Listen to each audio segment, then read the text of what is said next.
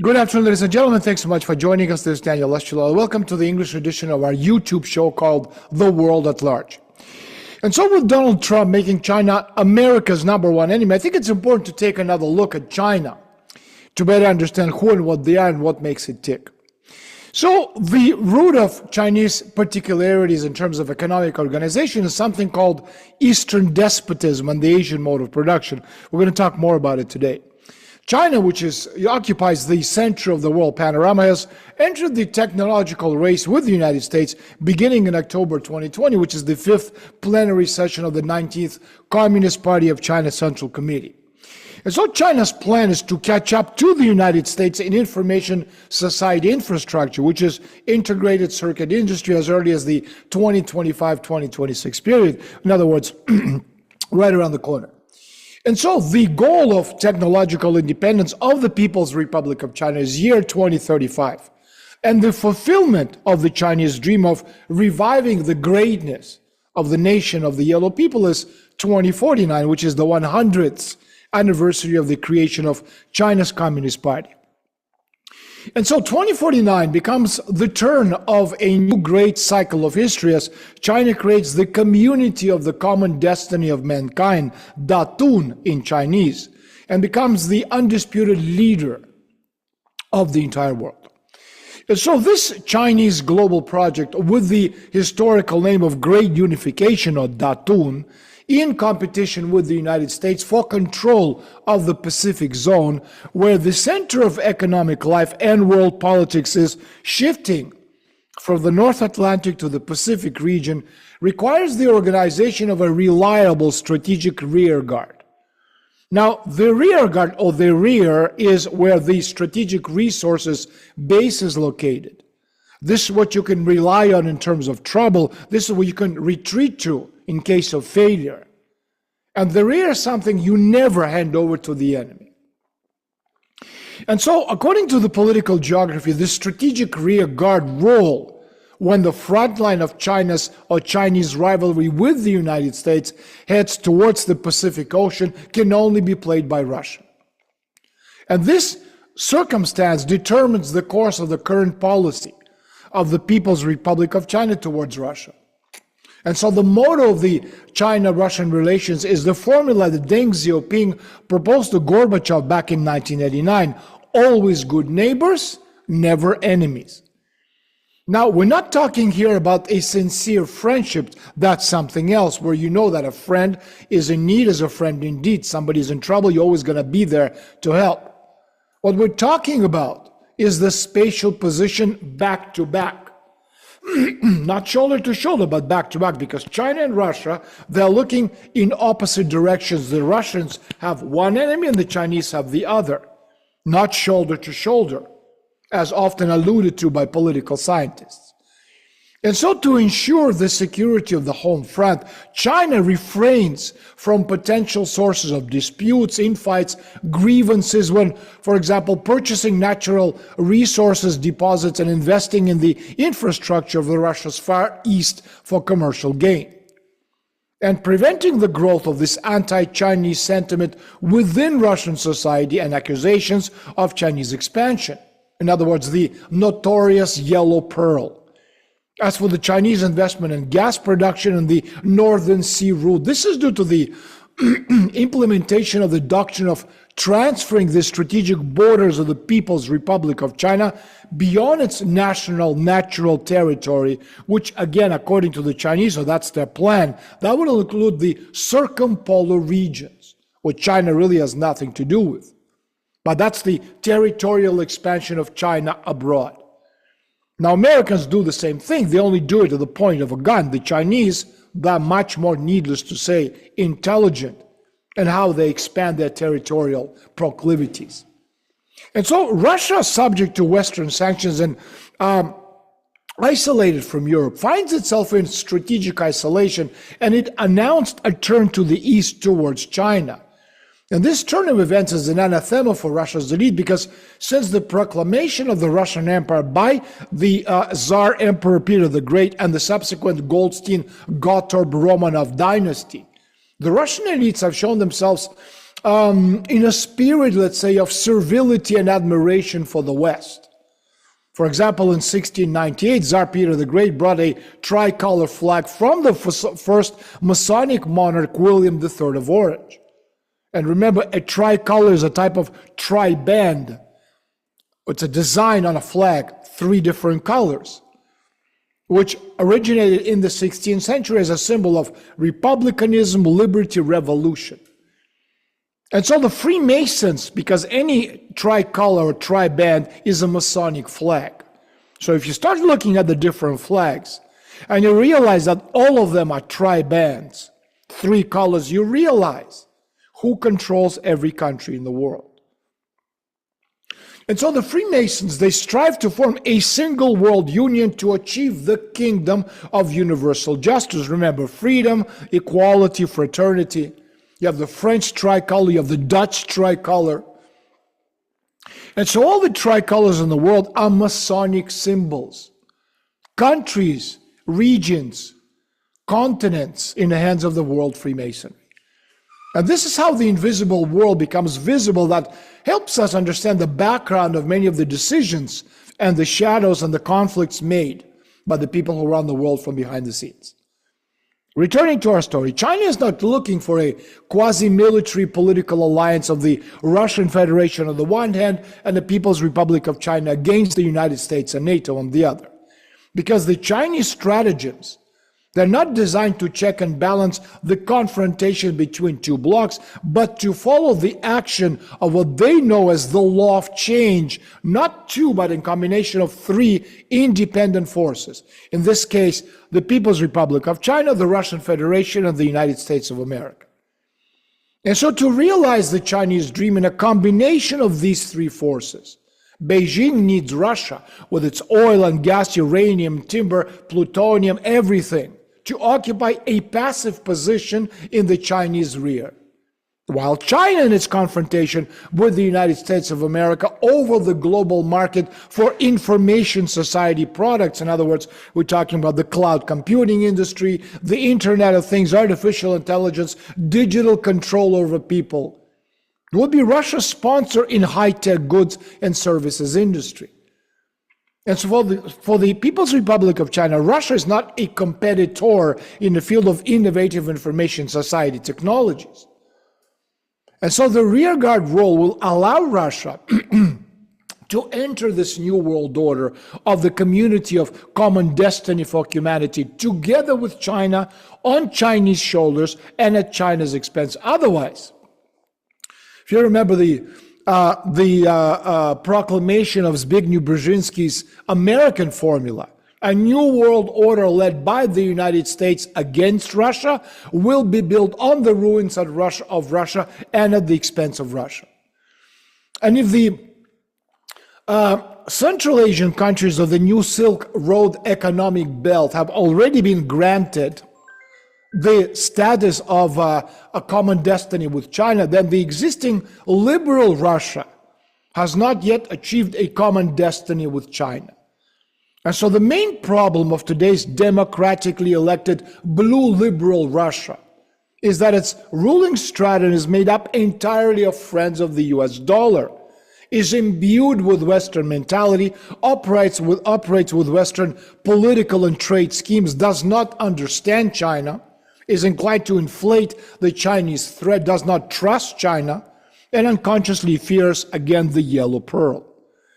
And so to realize the Chinese dream, Beijing is gradually building in the People's Republic of China a society of Asian mode of production and Eastern despotism of a new era. And hence the 3rd and the 4th terms of the new reign of the new emperor of the Red Gong dynasty, Xi Jinping, because China is not a democracy. I have no idea why everyone in the West talks about democratic elections. It's not a democracy. It's an empire. And it follows the logic of Eastern despotism. And the emperor of the Red Gong dynasty is Xi Jinping. And hence this double circuit scheme of money in the economy of the new normal, which is the double circuit monetary system invented in China in the 10th century, is the basis of the Asian mode of production, what nobody in the West understands. And so no alternative to the general course and party line is the Eastern despotism of Xi Jinping's new era, which began in 2013 under the slogan for the common good. And so the essence of the Asian mode of production is state supervision of infrastructure, construction on a commercial basis of the consumer market. I remind you that in the bygone era, the state used paper money with the emperor's seal to finance the construction of canals and dams and roads and bridges, and the people bought and sold food, utensils, and clothing in the market for metal money. Now infrastructure construction is high-speed railways, 5G and 6G communication system, smart cities, new energy will be financed with a digital yuan. The payment in the consumer market will remain in the popular yuan, renminbi, with bank notes or electronically with a card or gadgets. And so the essence of the Asian mode of production is a new normal. In other words, competition and business freedom for those on the bottom under the full control of the Chinese Communist Party from above. You may remember, but Deng Xiaoping, with the slogan to get rich is glorious, nothing to do with Hugo Chavez's to be rich is, what did he say, bad, awful, terrible? Deng Xiaoping, on the contrary, said to get rich is glorious. Returned to the Chinese the traditional mentality of pragmatism, entrepreneurship, and accumulation. Deng Xiaoping, he liberated the business activity of the masses under the strict control of the Chinese Communist Party from above over all aspects of social life of society. And so the course of reforms and opening up paved the way for a rapid development model of the People's Republic of China. And so Western access, for example, to the vast Chinese consumer market of 1.6 billion people was exchanged for what? For technology. And Deng Xiaoping converted the finances of exporting Chinese consumer goods into advanced Western knowledge and skills. And within China, people received money and began to buy literally everything. And so China has gone abroad with a policy of merging with foreign capital and absorbing popular brands. And so by the time of Xi Jinping's reign, the advanced development model had exhausted itself. Now, China's shares in the world economy reached 20%. Russia, for example, is 3%. The size of the middle class in China, as a result of the transformation and reforms, has exceeded 400 million people. Poverty has been eradicated. So, but that said, China is no longer cheap. And so the consumer behavior of the masses has also changed because people have the abundance of everything. Exports have fallen. The transition stage towards a new development model has begun with the focus on building infrastructure for what? For a new era of the information society calculated to be fully functional, as I said earlier, by the year 2035, when China becomes a self-sufficient technological power of the global order. And so the main question is, how will China achieve technological breakthrough? Answer: through sophisticated intelligence, subtle diplomacy, help from foreign diaspora. And this is important because you have to understand, all Chinese, no matter where they are, they could be in the United States, in Australia, in Latin America, in Canada, in Europe, it doesn't matter. All Chinese, 100%, are natural nationalist statesmen. Okay, so they're all working for China, not to mention secret collusion with foreign companies, etc., etc. And so the constructive cooperation between China and the United States is turning into a competition for leadership in the new monetary world and the new world order. And so the knowledge economy, the winner takes all. And the status of the territories was essential in a traditional agrarian society. Now, in industrial society, control over, for example, fossil energy resources, oil, gas, coal, uranium, that became the main thing. But today, as we enter the sixth and the seventh technological paradigm in the information society, the main thing is to control people's attention. In other words, the desires imposed on consumers. And so in a single market for people's care, big data in digital format belongs to global project operators. And if the Chinese Communist Party is building in and around China, we're talking about BRICS, we're talking about the SCO, a society of the supervised common good, in other words, socialism, then the American giants, Google and Apple and Amazon and Facebook, Tesla, etc., they're building the same inclusive capitalism supervised by what? By digital technologies. And so both in China and in the United States, the observation of users of information systems are capitalized, where increasing value becomes capturing the attention of broad masses of consumers. And so China's chances of realizing its dream, in other words, to create around itself by 2049 a community of common destiny for humanity using the tools of this new look Eastern despotism are much greater than America's chances of leading the whole world to this satanic transhumanism. Now, where does Russia stand in this? Well, Putin's long state, because Putin has been ruling Russia for 25 years. Putin's long state as a strategic rearguard is, needless to say, beneficial to Xi Jinping. So the Russian Federation opened its market to Chinese products without any conditions whatsoever, because Russia, we are in isolation, we have no friends.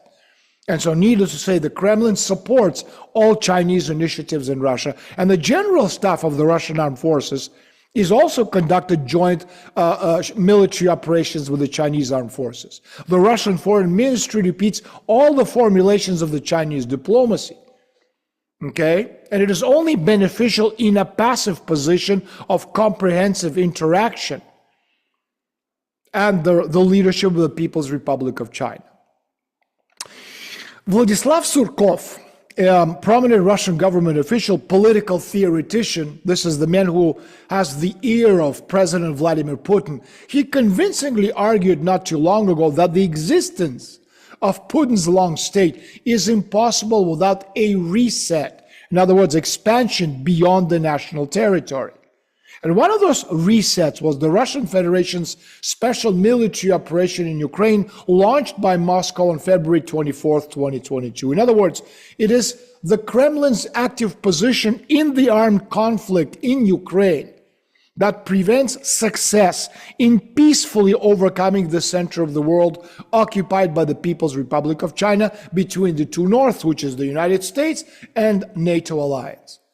And so this is the issue that will become the main topic in negotiations between the leaders of the Russian Federation and the People's Republic of China in 2025. And that's why Beijing has from the beginning been advocating for a quick end to the Russian-Ukrainian conflict, not on the battlefield, but through political methods based on the United Nations charters. On that we end. Thanks for joining us. This is Daniel Estulin. Please join and subscribe to our channel on YouTube in English, world at large, and also on my webpage, estulin.media. We have a lot of amazing stuff, from interviews to weekly intelligence, conceptual reviews, to webinars, to all kinds of financial alerts, etc., etc. Join us and become part of a growing community at estulin.media. Thanks, and until tomorrow, goodbye.